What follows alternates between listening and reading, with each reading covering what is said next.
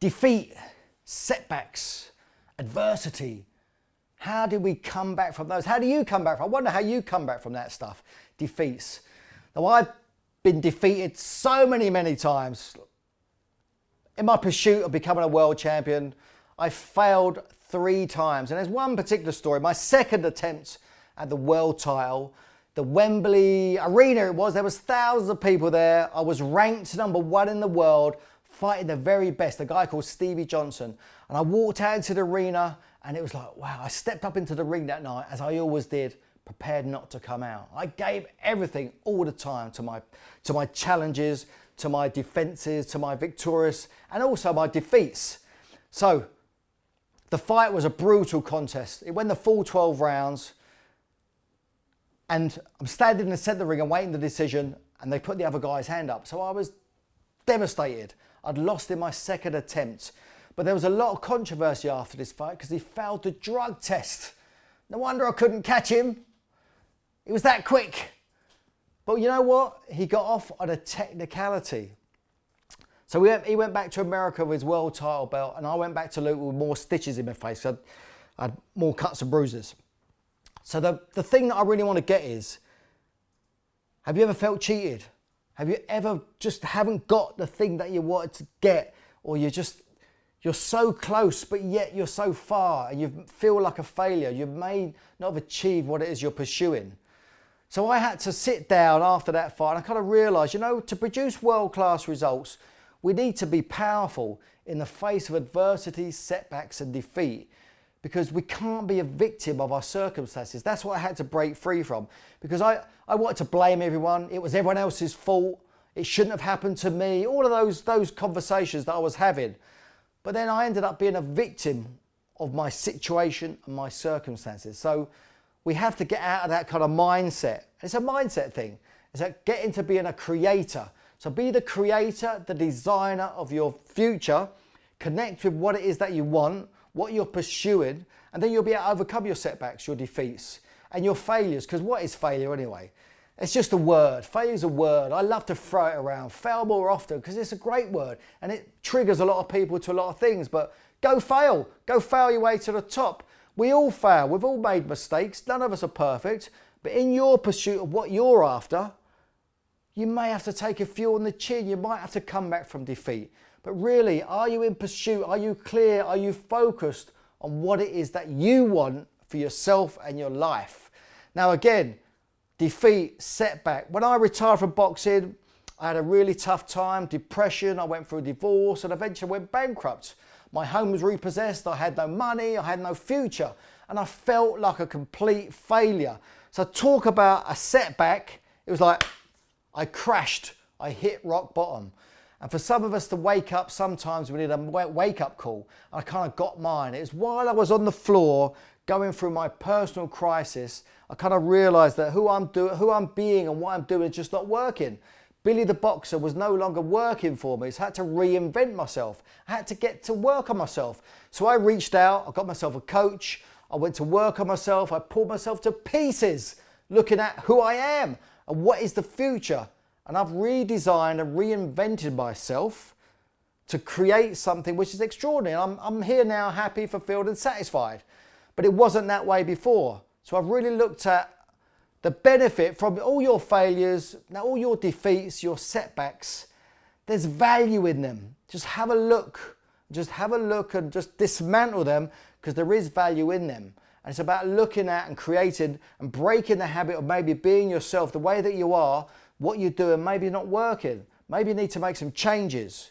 And that's the thing. That's the toughest battle that you probably have to endure, is the battle with yourself, the mental boxing match you're going to have to overcome yourself and be the best you can be. Because for things to be better, maybe you need to be better. For things to change, maybe you need to change. But that's exciting, right? Because if we all can change, because who you are, it's just a facet of who you are. There is so much more available to you.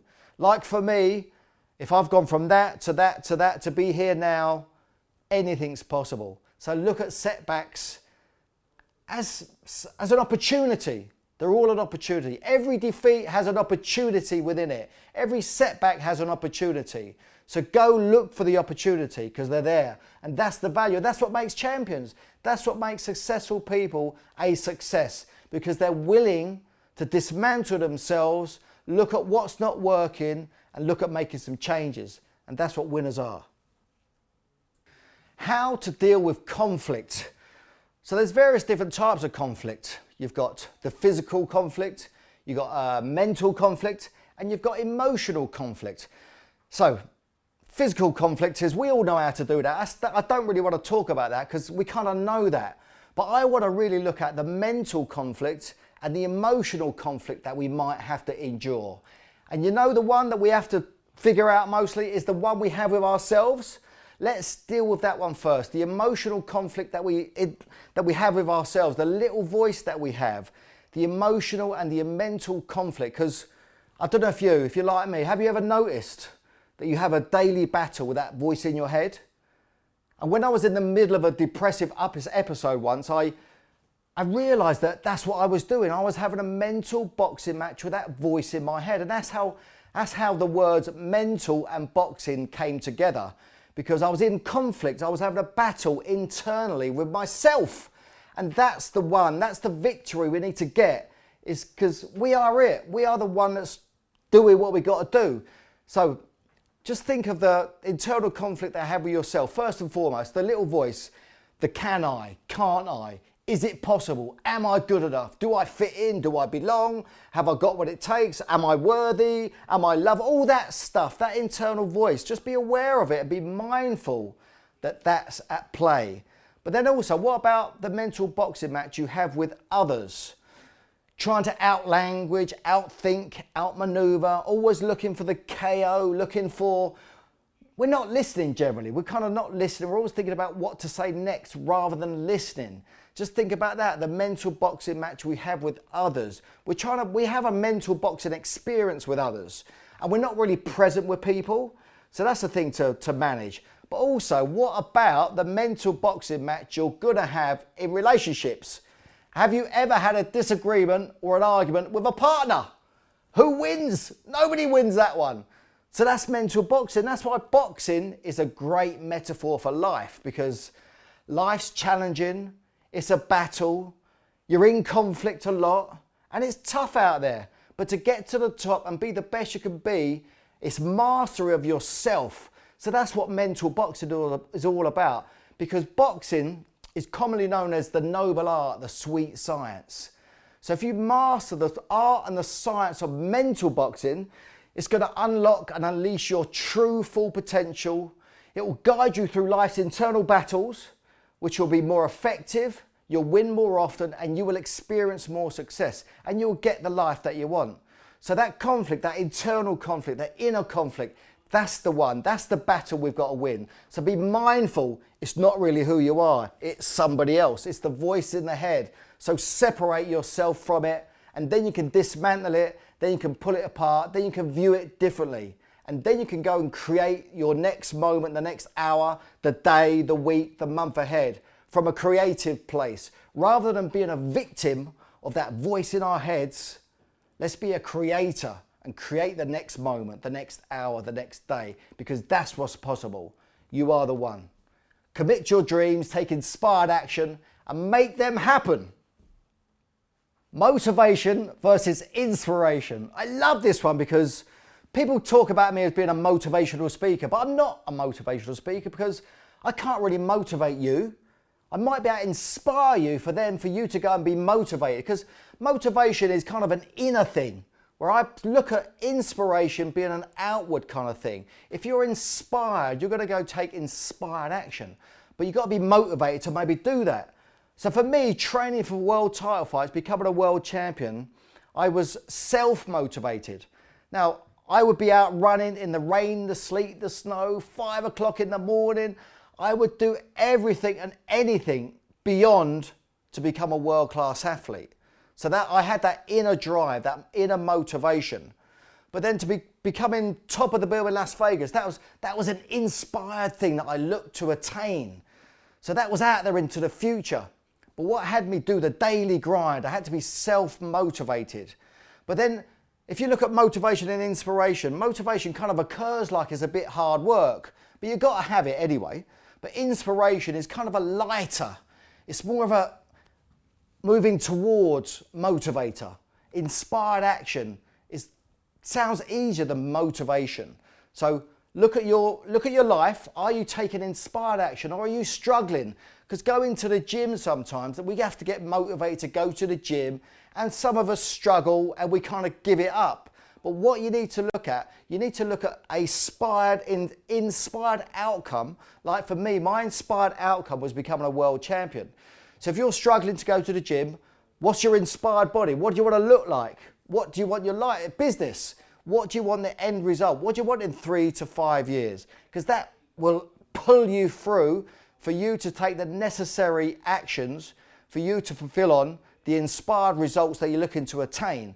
So motivation, we've all got to be motivated. To be in the game, it takes an inner motivation. But to go and take inspired action is the way forward. But you've got to find the right thing. Now, if you're not inspired, you've got to look at how you're viewing what you're doing. Are you doing the right thing? Is it inspiring you? Does it motivate you? That's something to look at. Now, if you're not doing the right thing, maybe you need to make some changes, because that's maybe what's causing you not to be inspired. So have a look. Are you on track? Are you on the right path? Are you doing what inspires you? And if it's a struggle, that's the bit you've got to look at. Now go and get a coach, because maybe a coach will see things that you can't see about yourself. So have a look. There may be something hidden from your view that's like a block, something in your way that's not allowing you to be inspired, or not for you to be motivated. So motivation is just an inner thing. And again, inspiration is an outer thing, moving towards. That's the way that I look at it. Motivation is a moving away from motivator, which is very, very powerful. And inspiration is a moving towards an inspired future that you're living into. And that's the thing to connect. So all about what you're after, what is it you're looking to attain in your life? What do you want for you in your life? That's the bit. Now, if that inspires you, then motivation, all the necessary actions they'll show up. There'll always be a next logical step. If you're taking inspired action, if you're moving towards a goal, something that you really want for yourself and your life, you'll find the motivation and you will be inspired. Why does the past affect our future so much? It's a great conversation that I have with a lot of people. It's basically because you allow it to. It's just, where are you focusing? So your past, it's kind of like, have you ever noticed that you keep bumping into your past? It's like, it's not in the past, it's kind of in the future, and you kept bumping into it. So where your focus goes, energy will flow. So if your focus is in the past, that's what you're going to get more of. So you just be mindful of where you're placing your attention, because your attention, energy will flow to where you're putting your attention. So why it looks like the past, we keep bumping into it, is because it's in the future.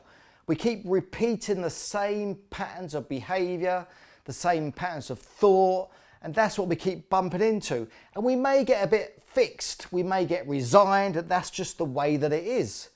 So one of my things that I've had to encounter for myself is I've had to break the habit of being myself, because myself was working for me as a boxer, but it didn't work for me outside of the boxing arena.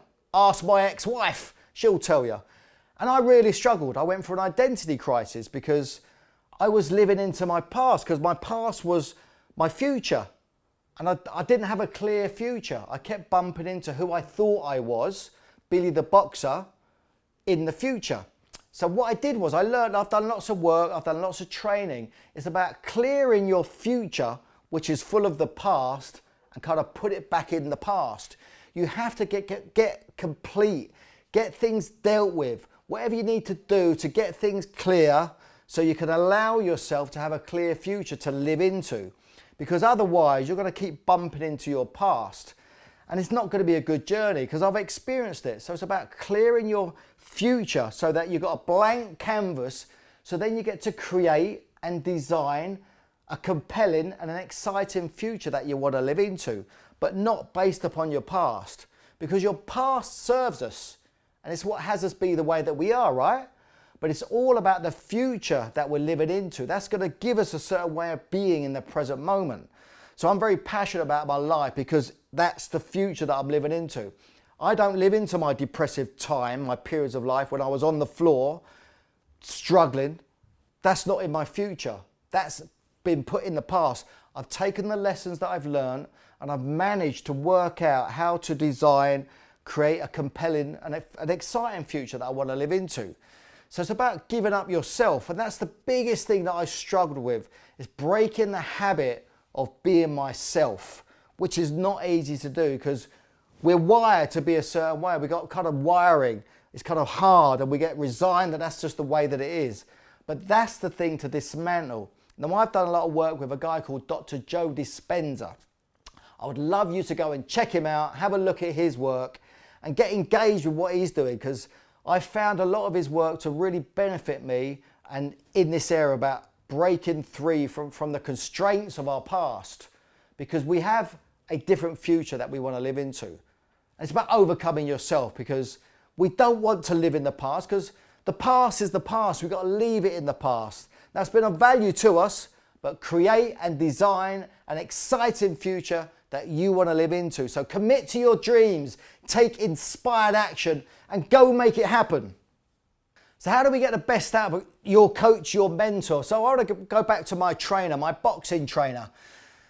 Now, my boxing trainer was a guy called Jack Lindsay from Luton. Now, I call him Gentleman Jack, because Jack is not your stereotypical boxing trainer. He liked opera, he used to paint and draw, he was softly spoken, he was an absolute gentleman. I loved him and everyone loved him. He was something very special, and he's just recently passed away, bless him. But we're going to celebrate his life because he lives on, not only through me, but through the hundreds of boxers that went through his gym over the last 40, 50 years. He was an incredible man. So for me, how I showed up for Jack was I was hungry, I was willing, and I was eager to listen to what he had to give me. Now I paid attention, I was present, I'd be early, I'd show up on time, and you know what he did for me? He took me out of my comfort zone because he was an expert in his field. He was a master trainer. He was one of the best trainers in the world. He's a world-class trainer. So he turned me into a world-class athlete, but I had to do it myself. And you know what? I surrendered to Jack. I surrendered to what Jack's knowledge was, and I allowed myself to be coachable. So are you coachable? Are you willing to look beyond what you already know? Because that's what stops a lot of us. Are you willing to do that? Because where do you want to get to? Because here's the exciting thing, right? Because I become a world champion. Anything's possible. If I could do that, I'm just a normal kid from Luton in Bedfordshire, and I want to become a world champion. So trust your coaches, trust your mentors. Are they going to guide you? Have they got the knowledge that you need to take you to the top? Because my trainers were picked. My fitness trainer, again, world class. They were all world class. So you've got to get the right people in your team, because without teamwork, the dream don't work. But to get the best out of your mentor that you've chosen, you've got to show up. You've got to be hungry. You've got to be eager. You've got to be listening. You've got to just draw everything out of them. You've got to be questioning them. You've got to be actively involved in what's going on to go beyond yourself. Now, with my trainer, Jack, he had to slow me down. He had to tell me to quieten down and slow down because I was so hungry. So do you have a burning desire? Is it burning within you for whatever you want to achieve? Is it burning? Because that's what you need. You've got that furnace burning inside of you to fulfill on what it is. Because your trainer will take you to a certain place. Your coach, your mentor, we're a guide. We're going to guide you to the best of our ability. But ultimately, you are responsible for your future. Your coach can't do it for you. But you've got to keep showing up and give your best 100% of the time and allow them to guide you, because they're going to know stuff that you don't know. So if you think about a boxing fight, your coach, your corner man, will be looking at you in the ring. So two boxers fighting in the ring, your coach is looking up and he can see things you can't see. So when you come back to the corner and sit down, he's going to advise you on what he's seen. So Your life, your business. Do you need a life coach? Do you need a business coach? Or do you need a mix of all? So they will be able to see things that you can't see. Because you know, it's like we get clouded. We have stuff that was just out of our vision, like a blind spot. So with a coach, he'll be able to see your blind spot and he'll be able to bring it into view, and then you can start to dismantle that. Now that might be stopping your flow. That might be something that's in your way, your flow of power to succeed at what it is that you're looking to attain. So coaches, mentors, they're very skillful in having that. So pick the right coach and just give them, trust them, and be coachable.